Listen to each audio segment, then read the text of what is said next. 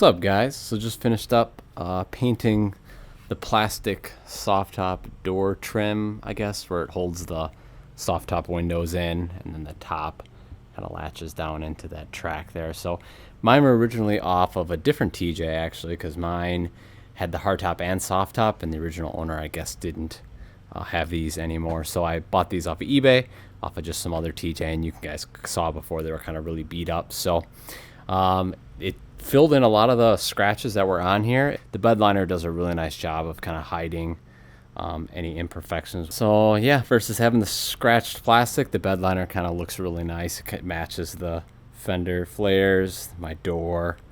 Here's the stuff I used. So it's just the Rustoleum truck bed liner. It comes out of a spray can. So here's this side. Autofocus is freaking out. So here's this side. This side turned out pretty nice.